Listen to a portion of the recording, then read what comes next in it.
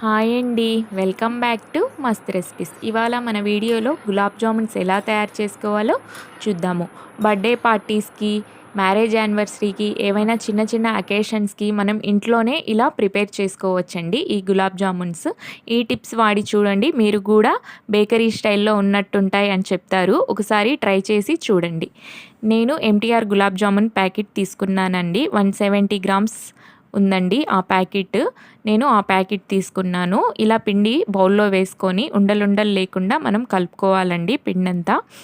Water అనేది ఎక్కువగా పట్టదండి దీనికి.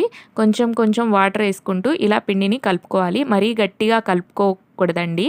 చపాతీ పిండిలాగా గట్టిగా కలుపుకుంటే మనకి గులాబ్ జామున్స్ అనేవి విరిగిపోతాయి. చూడండి, పిండినంతా ఇలా కలుపుకున్నాను నేను. ఇలా కలుపుకున్న తర్వాత దీంట్లో oil 1/2 table spoon oil add చేసుకోవాలండి. పిండి ఎండిపోకుండా మనకి ఆయిల్ అంతా ఇలా అప్లై చేసుకుంటే పిండి అనేది స్మూత్గా ఉంటుంది.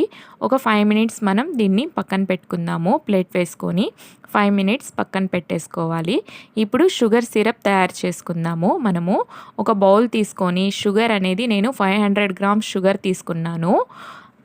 పావు లీటర్ గ్లాస్తో మీరు మెజర్మెంట్స్ తీసుకోండి.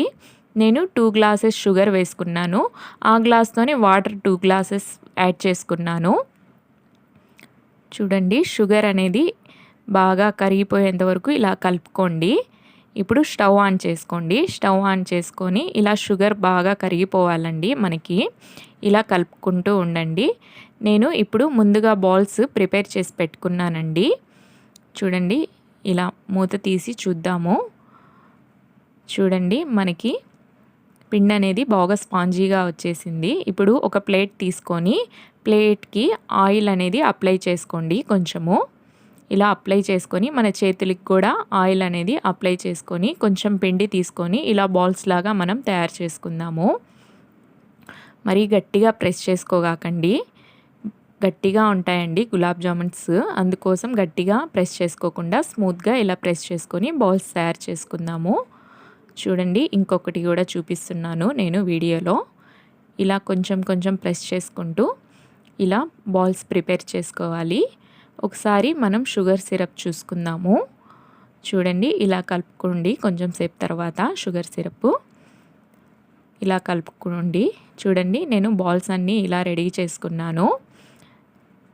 ఇప్పుడు షుగర్ సిరప్ అనేది ఒకసారి చూద్దాము. చూడండి, ఇప్పుడు ఒక 3 యాలకులు వేసుకోండి. దంచి ఒక 3 యాలకులు వేసుకున్నాను నేను. షుగర్ సిరప్ అనేది మరీ థిక్గా రాకూడదండి.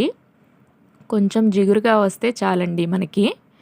ఇలా చేత్తో ఇలా చూడండి, మీరు ఒకసారి ఇలా కొంచెం జిగురుగా కనపడితే చాలు. ఆఫ్ చేసుకోండి ఇప్పుడు స్టవ్.